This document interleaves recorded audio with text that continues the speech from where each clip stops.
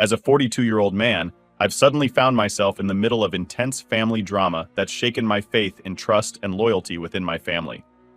My dad, a 64-year-old heavy diesel mechanic who has been both a mentor and business partner to me for more than 10 years, recently revealed something that completely turned my world upside down. To give you a bit of background, he has operated a small mechanic workshop for his entire career. Ever since I was a kid, I've been fascinated by my dad's work and would always lend a hand in his workshop on weekends. This interest led me to pursue a degree in automobile engineering, so I could officially join my dad in his business.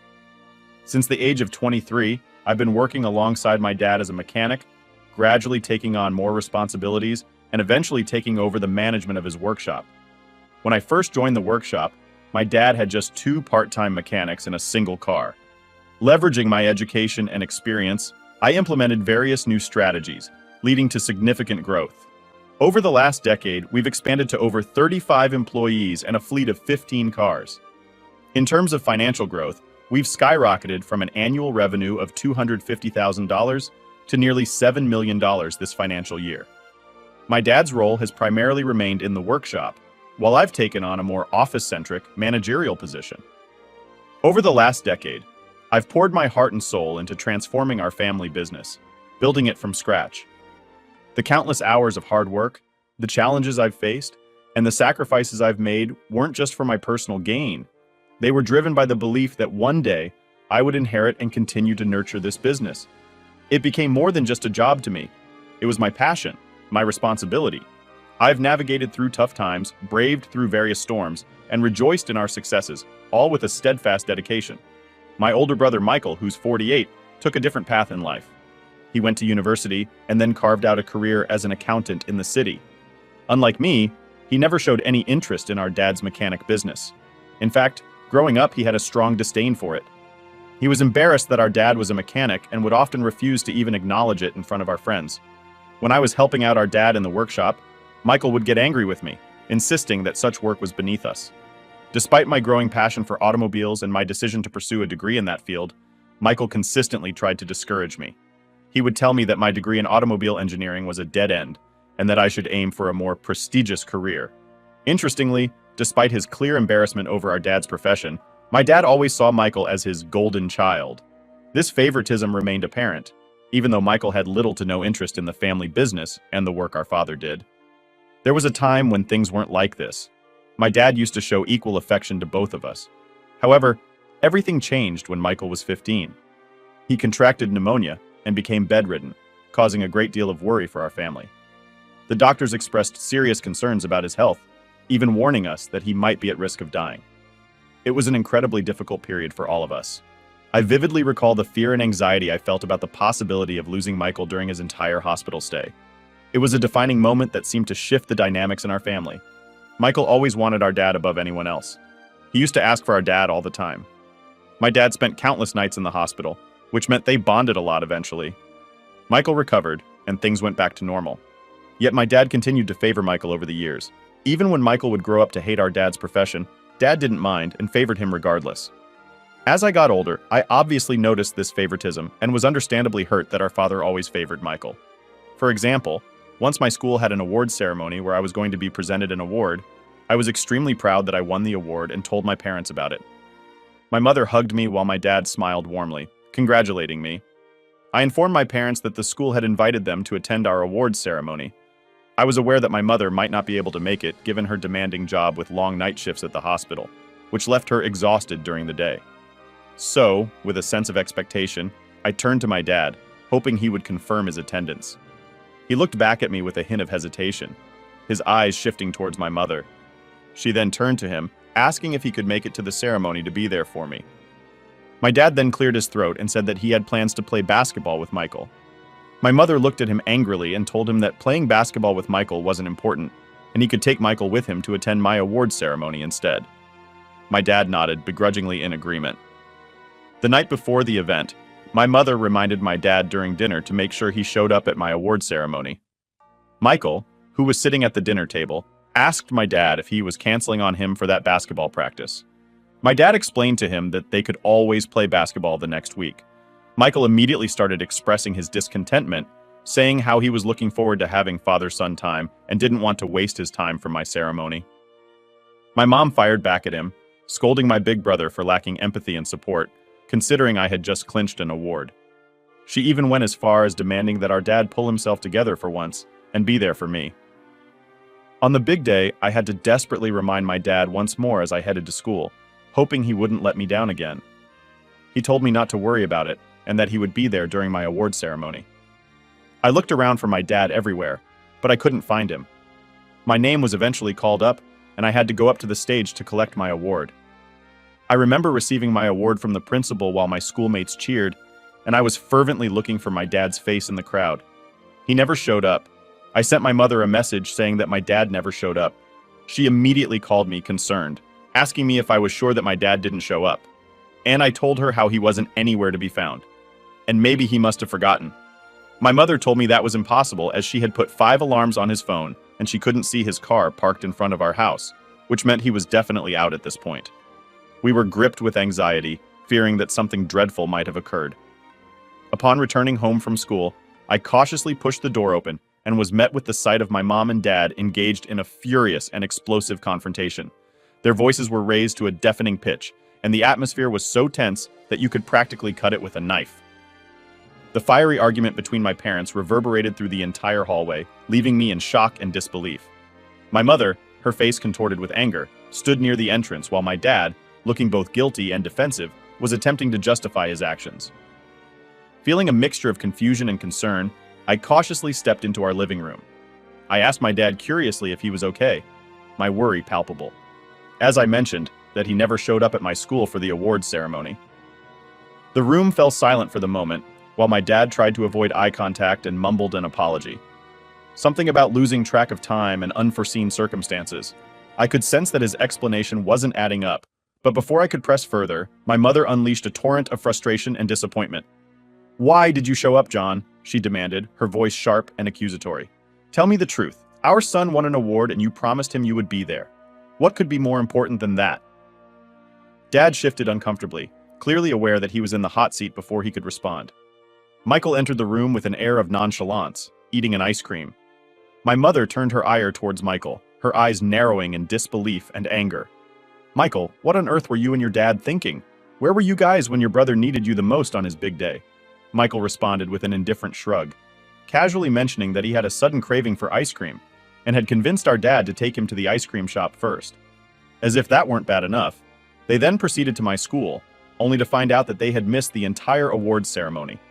And so they simply drove back home, leaving me high and dry. My mother's face turned from anger to incredulity as she processed this absurd excuse. "You skipped your brother's awards ceremony for ice cream!" she exclaimed, her voice rising incredulously. "You and your father missed his big moment because you wanted ice cream." Amidst the escalating tension, my dad, instead of apologizing and admitting his mistake, tried to defend Michael and justify his actions, stammering out an explanation that only added fuel to the fire. "Look, it's not a big deal," he began, attempting to downplay the significance of my awards ceremony. "It's just an award ceremony, and there will be more in the future. Michael wanted an ice cream, and I thought we could just grab a quick one. I didn't think it was such a big deal." His words hit me like a punch to the gut. I couldn't wrap my head around it. The man I had counted on, my own father, was downplaying the importance of my accomplishment. The way he casually dismissed the moment I had been eagerly anticipating, his words lingering in the air, left me utterly speechless. What had begun as sheer disbelief now evolved into a powerful blend of anger and sorrow, a potent cocktail of frustration and sadness coursing through me. A lump formed in my throat, and I felt the sting of unshed tears. My achievement, the recognition for my hard work and dedication, was being swept aside as inconsequential. But that moment, I realized that it wasn't just about missing the ceremony. It was about the lack of understanding, the absence of support, and the crushing feeling that my accomplishments were not valued by those I held closest. I gazed at my dad, the very person I had counted on for support, my eyes reflecting a turbulent mix of disbelief and betrayal. The deep disappointment that had taken hold of my heart was vividly mirrored in my expression. Meanwhile, my mother did not hold back, voicing her own disappointment and berating them both for choosing an impulsive ice cream craving over a monumental achievement in my life. Their heated argument raged on, adding to the chaos of the moment. I continued to feel a sense of betrayal and hurt, feeling a heavy weight on my chest and a lump in my throat. I mustered a weak smile and told my dad, "It's okay, Dad. Don't worry about it." The words tasted bitter on my tongue, forced out to mask the deep emotions swirling within me. I didn't want to escalate the argument or add more strain to the already tense atmosphere. As I made my way back to my room, the facade I had carefully crafted for my dad disintegrated. With the door firmly shut behind me, I finally let go. Tears that I had struggled to hold back in front of my parents now flowed freely down my face. The sheer weight of disappointment, the sting of betrayal, and the deep sense of being let down all crashed over me like a tidal wave, leaving me utterly overwhelmed. My mom, seeing me upset, came into my room to comfort me. She sat beside me, putting her arm around my shoulder. She didn't say much, just let me cry and vent my feelings. Her presence was reassuring, and I felt a bit better knowing she was there for me. After a while, she spoke gently. "I know it hurts, sweetheart. Your dad messed up, and I'm sorry you had to go through this. Sometimes people make mistakes, but it doesn't take away from your achievement. You worked hard for that award, and nothing can change that." Her words were like a warm hug for my soul, and I began to feel a little lighter. She stayed with me until I calmed down, assuring me that despite the disappointment, I was still valued and loved. There have been countless times when my dad's blatant favoritism towards Michael over me has been painfully evident. My mother has confronted him about this issue on numerous occasions. Each time, my dad appears to genuinely listen and makes an effort to be more present in my life, but it's always short-lived, and he ultimately reverts to being super dad to Michael. It's a recurring pattern that I've observed throughout my entire life. Despite these moments of partiality, I have always tried hard to win my dad's approval. I have a genuine interest in his work, and in particular developed a deep love for cars, partly because it seemed like something he valued, even though it often felt like a one-sided effort. I kept hoping that my efforts would eventually make a difference and earn me the recognition and approval I craved from my dad. Last year, my dad filed for divorce with my mother, citing irreconcilable differences, marking the beginning of a challenging chapter in our family's life. I knew for a few years that the arguments between my mother and my dad had become worse and worse, but I'd never imagined that they would be divorcing. It was a difficult time for us as a family. Over the past few months, my dad has been involved with several younger women. About 5 months ago, he summoned me and Michael for what he claimed was an important dinner. As we sat down at the table, the air in the room grew heavy with tension, and a knot formed in my stomach as I braced myself for the unexpected news my dad was about to deliver. With a solemn expression, he finally broke the silence and began to speak. "I have something important to share with you both. Olivia and I got married." He looked at us as if expecting us to be overjoyed, or at least accepting of his decision. Michael and I exchanged stunned glances. Olivia, his latest girlfriend, was only 30 years old, just a few years younger than me. The shock on our faces must have been evident. But my dad continued, seemingly oblivious to our surprise. He went on to explain how he had found love again, and how Olivia brought joy and excitement into his life. I couldn't believe that my dad had decided to get married without even inviting us to his wedding or discussing it with us. My dad didn't just stop with that announcement, and went on to say how proud he was of the business he had created and grown over the years. He said how he's been thinking lately about the succession plan of his business. I waited with bated breath for him to share his plans. My dad turned to look at me and told me that he had thought long and hard about this, and decided that since I wasn't married yet and had no children of my own, I should forget about inheriting the family business from him. I stared at him, utterly perplexed, as he continued to reveal his decision to pass the entire business to Michael. Waves of shock and disbelief crashed over me, and I struggled to come to terms with the immense sense of betrayal that had suddenly consumed me. It felt like a devastating blow to the core, causing the trust I had in my father to disintegrate before my eyes. A storm of anger and betrayal surged within me as my dad dropped this bombshell. My entire world, built over a decade of hard work and dedication, was crumbling before my eyes. I stared at him, my jaw tight, unable to comprehend the magnitude of his decision. "Why?" I finally managed to utter the words, seething with a mix of anger and hurt. "I dedicated my life to this business. I built it with you. How can you just hand it over to Michael?" Dad, seemingly unfazed by the storm he had unleashed, explained his reasoning. "Michael has a family, a wife, and kids. He needs the financial stability, and I believe he can take the business to new heights." His words hung in the air, and I felt the weight of his favoritism crashing down on me once again. I struggled to keep my composure, my hands clenched into fists. "This isn't fair. I've given everything to this business. I've worked alongside you and dedicated my time and energy. And now you're just going to cast me aside because Michael has a family. What about my future? My dreams? His response was callous. You can continue to remain in your position and work under Michael, but the business goes to your brother. That's my final decision. Despite the surge of anger coursing through me, I managed to restrain my retort. I turned towards Michael, seeking even a glimmer of support or empathy. To my dismay, he remained silent, avoiding eye contact. The disappointment I experienced now extended beyond my father. It enveloped my brother, who had opted not to stand by my side. In that pivotal moment, I felt the crushing weight of a lifetime of favoritism pressing down on me. It wasn't just about the business. It was a culmination of years of feeling second best. The sacrifice I made, the dedication I showed, all dismissed with a casual wave, resigned. I muttered a defeated, "Fine, Dad, if that's what you want." I turned away, the bitter taste of betrayal lingering in the air. I decided to walk out of his house without fighting with him any further. I couldn't shake the feeling of abandonment, the realization that my dad continued to favor his golden child, despite how hard I had worked over him. Later, in the solitude of my home, the weight of the injustice pressed down on me. The business I considered my legacy, my life's work, was slipping through my fingers. Anguish welled up, and the room blurred as tears blurred my vision. I had never experienced such profound isolation and rejection. Feeling utterly abandoned, I made the decision to reach out to my mom, desperately hoping she would comprehend the depth of my turmoil.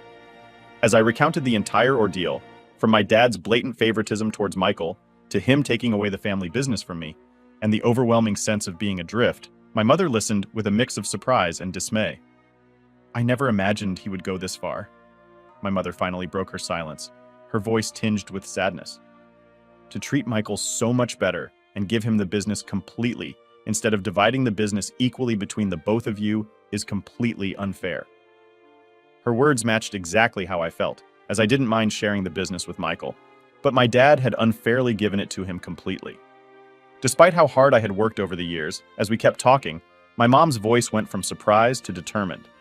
She told me firmly to try not to see this as the end, but as a chance for something new. "You've done amazing things and you don't need his approval. Why don't you start your own business? You know, a lot of clients would rather work with you than Michael," she said. Through her words, a flicker of determination ignited within me.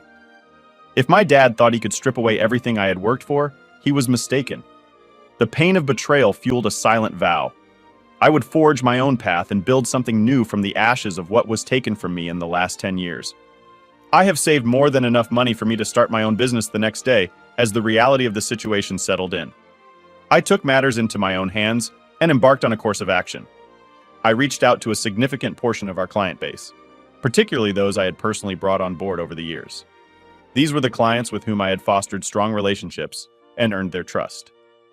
I candidly disclosed my father's intentions of handing over the entire business to my older brother and explained my decision to launch my own company as a result. The clients were as shocked as me, but surprisingly, the overall response was overwhelmingly positive. These were people who had come to admire my dedication, work ethic, and the values that I brought to the table. They assured me that they were willing to follow me to continue our successful partnership under a new banner. The news of my departure from the family business spread throughout the industry, and some of my dad's workers even approached me, voicing their support that they wanted to work for me. It was like people were starting to understand that after my dad left the business under Michael's care, this would be a sinking ship. I handed in my resignation letter to my dad, and he was shocked. He scolded me that I should not ditch the company at such a crucial period, but I scoffed at his response and left as the majority of the client base shifted allegiance.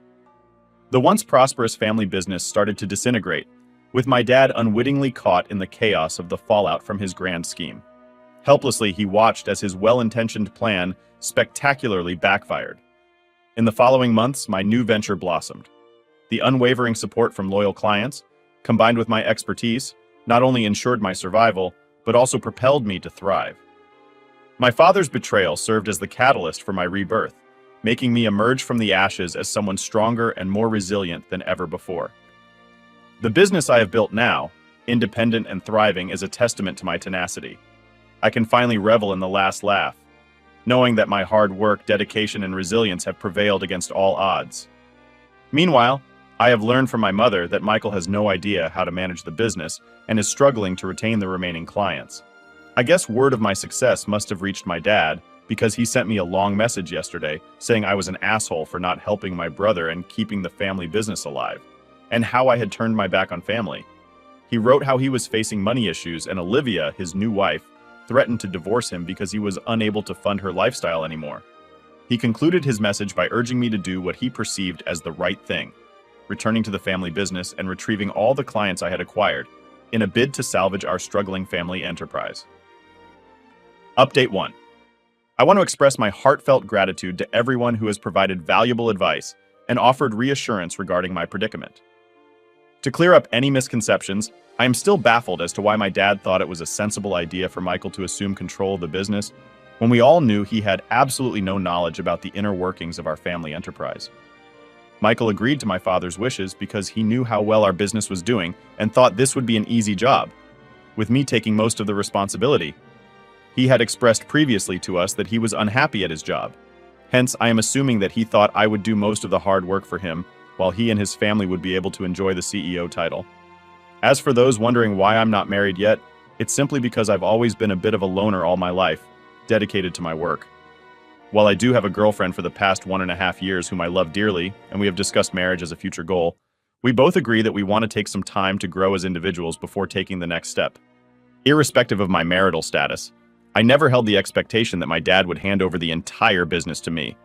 I would have been perfectly content with a 70-30 split or even a 50-50 split with Michael, which would have been equitable, especially if I didn't have any children in the future. It was my intention that my portion of the company would eventually pass down to Michael's children, ensuring a family legacy. Anyway, there was no reason for my dad to be so mean and give the entire business to Michael. I did spend 10 years in this business, and I deserve to have a share in it. I also never forced any of the clients to choose me over my dad's business. They opted to work with me because I was always the one who would go the extra mile, ensuring their satisfaction and building lasting relationships. I never wanted Michael to fail, or our family business to be destroyed. The business failed because Michael still didn't know the ins and outs of the business, and my dad was too busy with Olivia to focus on his clients. My dad must have assumed that I would eventually give up my business and come running back to him, asking for his forgiveness when I inevitably fail. Due to my relentless dedication and effort, I not only stand resolute, but continue to prosper. It's truly disheartening to witness the gradual decline of a business I played a significant role in building. However, it's crucial to recognize that this outcome is a direct result of their own decisions and not something I ever intended. I intend to have a candid conversation with my dad next week when I have some free time to address these pressing issues. Update 2. I've finally had the long-awaited conversation with my dad. He called me over for dinner last weekend. Expecting an apology, I went to his place. I entered his place, and to my shock, saw Michael sitting there waiting for me. The atmosphere was tense, but I hoped they had called me here for a resolution. My dad took a deep breath, exchanging a glance with Michael before dropping the bombshell. He started by saying how he was sad over what had happened between us, and he regrets that our family business was now in pieces. I raised an eyebrow, bracing myself for what was to come, expecting him to say that he had changed his mind. Instead, my dad started pressuring me to return to the family business as soon as possible, claiming he would forgive and forget if I did come back. Michael joined the conversation, pinning the blame on me for the business's decline, his own challenges, and even labeling me as selfish for departing and leaving him to handle the business alone. I was left in disbelief by his accusations. Dad, you chose to entrust the entire business to Michael without considering my future at all. How can you lay this at my feet? I shot back, my frustration bubbling to the surface. Michael scoffed, adding, "The real issue is that you took the majority of the clients with you when you departed. That's the root of the problem. They followed me because of the relationships I built, not because I forced them. You were welcome to try to get them back. If you are so good with retaining clients, your remaining clients would have not left the business either," I argued, feeling the weight of their accusations. My dad sighed. "Look, I don't want to see the family business fall apart. It's my source of income, and it's how I sustain my lifestyle. Olivia has also left me because of all of this.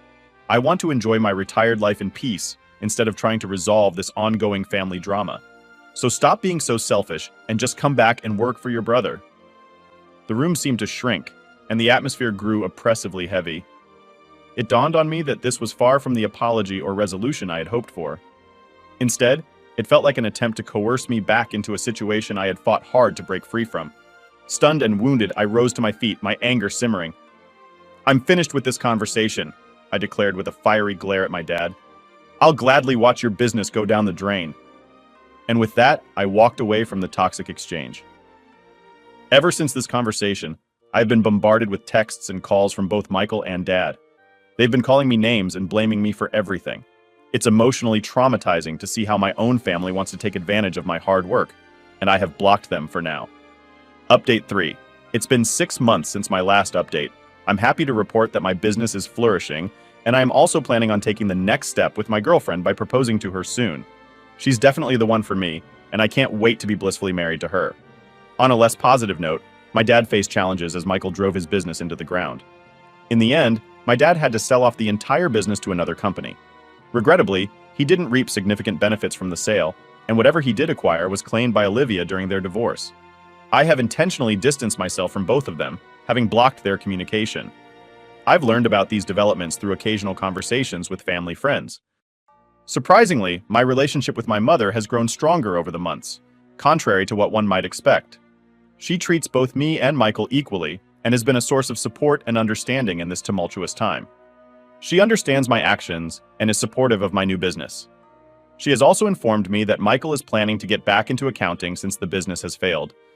Despite the challenges within my family, I'm grateful for the joy and stability in my own life. The support from my girlfriend and the strengthened bond with my mother are invaluable sources of strength. Focused on the positive aspects, I remain determined to succeed in my business endeavors. I'm optimistic about the path ahead and committed to turning challenges into opportunities for growth and success.